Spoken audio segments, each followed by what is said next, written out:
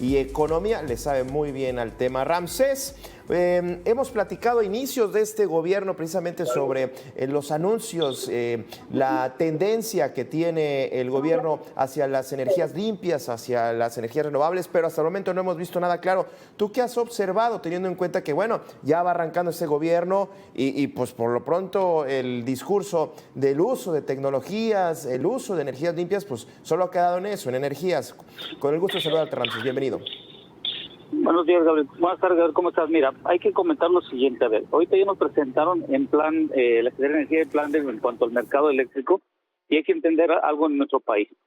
Más del 70%, casi el 75% utilizamos combustibles fósiles para generar la electricidad, principalmente el gas natural.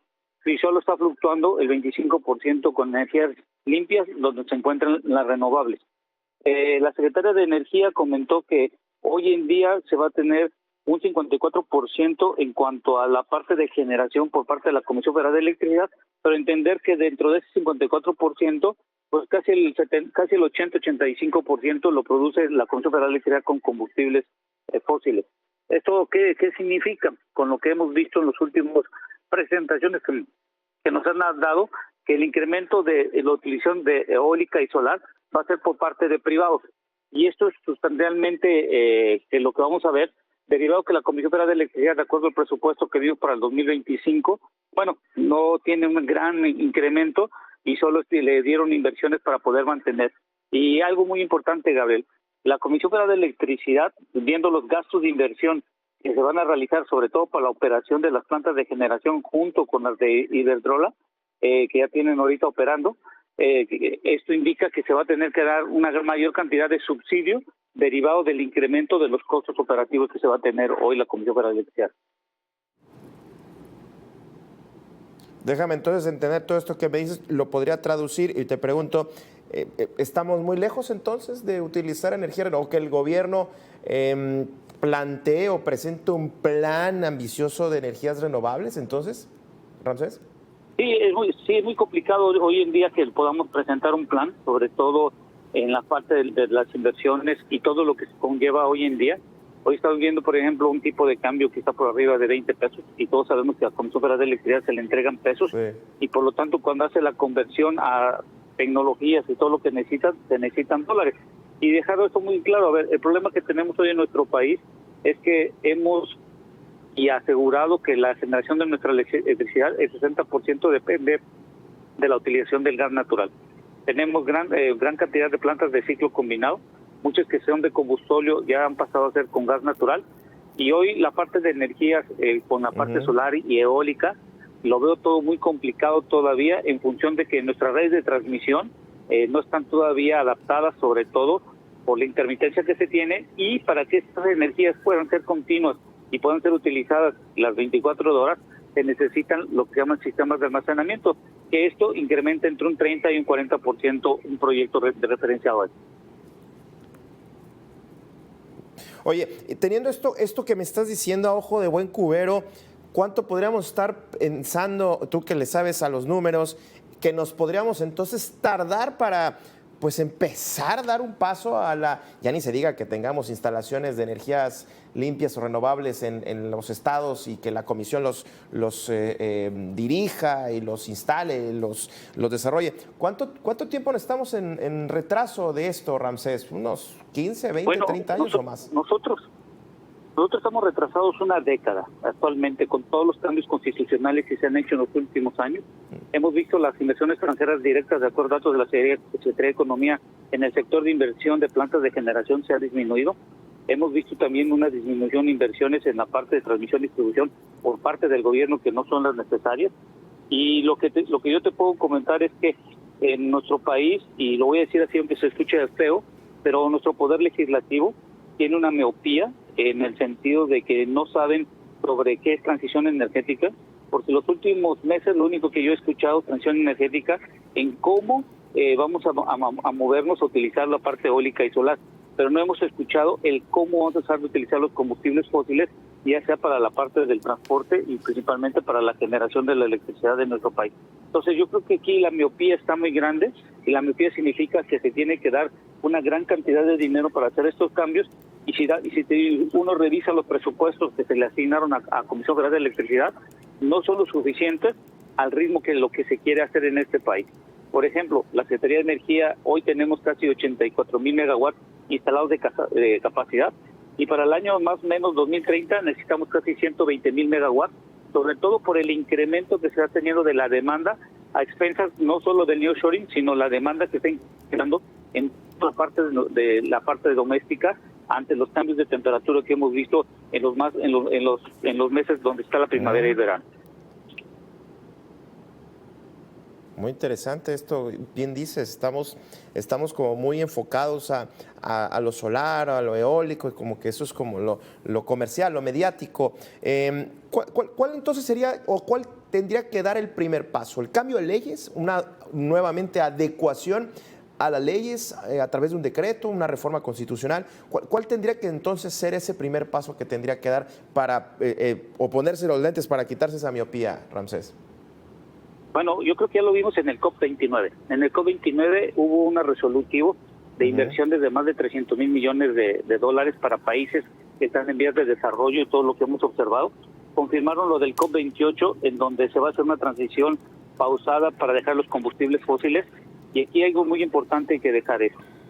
Para hacer una transición energética, disminuir los gases de efecto invernadero, tenemos que migrar de carros de combustión a carros eléctricos. Eso es lo principal, porque la cuestión de la electricidad, para migrar a las energías renovables, tenemos que transitar forzosamente la utilización de plantas de gas natural, mientras se va desarrollando sobre todo las inversiones necesarias. ¿Dónde está el problema?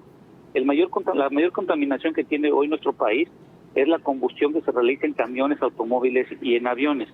Pero en nuestro país hay algo muy importante, que también existe una disonancia en cuanto a la realidad. ¿Por qué lo digo esto? Porque decimos que vamos a transitar a carros eléctricos, y hoy carros que están circulando en nuestro país hay más de 38 millones. Carros eléctricos que no consumen gasolina, por ejemplo, los híbridos consumen gasolina y los híbridos enchufables consumen gasolina, los puros eléctricos solo son en nuestro país 40,000. Entonces, tendríamos que estar vendiendo México 600,000 vehículos, 800,000, es el 50% de lo que Tesla produce al año a nivel mundial. Fíjate qué interesante, qué interesante.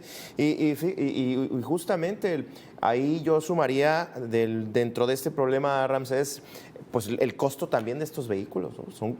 Los eléctricos son carísimos. De por sí, ya un auto nuevo de agencia es carísimo en una economía que se está moviendo, que va fluctuando con esto del dólar. Ahora súmale un vehículo eléctrico, que por cierto en algunos estados ni siquiera existen de estas cargas, de estos centros de carga, lo cual también complica.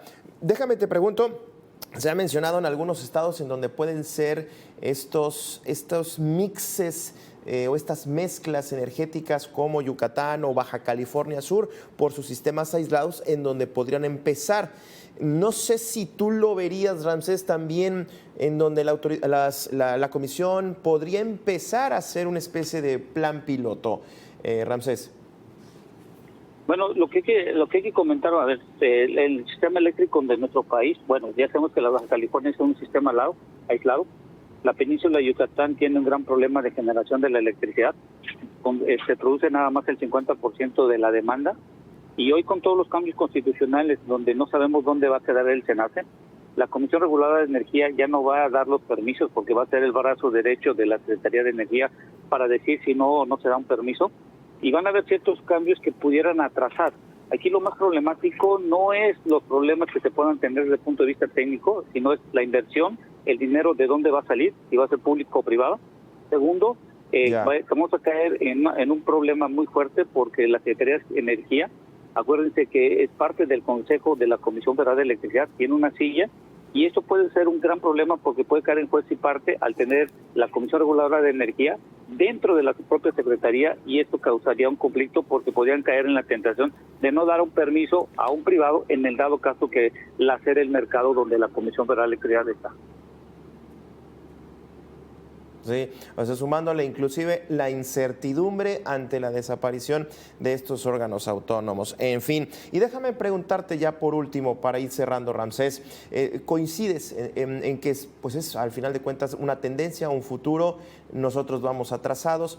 ¿cuál es el principal impacto, hablando en términos de beneficio, que tienen las energías renovables actualmente, Ramsés? Bueno, el beneficio es que no produce ningún contaminante. Eso es lo primero, cuando se genera. Pero lo que hay que entender es lo siguiente, a ver. Hay una cosa que se llama ciclo de vida.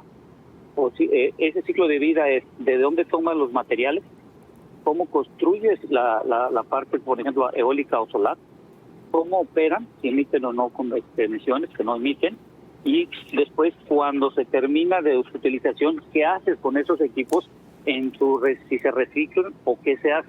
Entonces eso es lo importante que hay que ver, no solo es instalar una planta, sino ver el ciclo de vida desde su origen hasta su reciclado, qué tanto están contaminando y cómo lo vas a utilizar. Es ahí donde en el COP29 están viendo lo que debe seguirse, porque te doy este ejemplo. Supongamos un carro eléctrico que tiene una vida útil, supongamos de 20 años, después de esos 20 años, ¿qué va a hacer con las baterías? ¿Hay alguna forma de reciclarlo? ¿Qué se va a hacer con todas esas baterías? Por ejemplo, la parte eólica, los generadores, las hélices que se tienen cuando tienen una vida útil, bueno, ¿qué se va a hacer con los paneles solares cuando termina su vida útil? ¿Qué se hacen con ellos? Entonces, no es solo la instalación, sino es todo el contexto, y todo el contexto requiere dinero para construir, operar y reciclar. Muy bien, Ramsés, te agradezco mucho esta reflexión y vaya que sí estamos pues muy entusiasmados con los anuncios que se dan a nivel mundial, pero realmente pues sigue siendo tema de reflexión. Gracias Ramsés por habernos tomado la llamada. Nosotros vamos a una breve pausa y regresamos a Debate.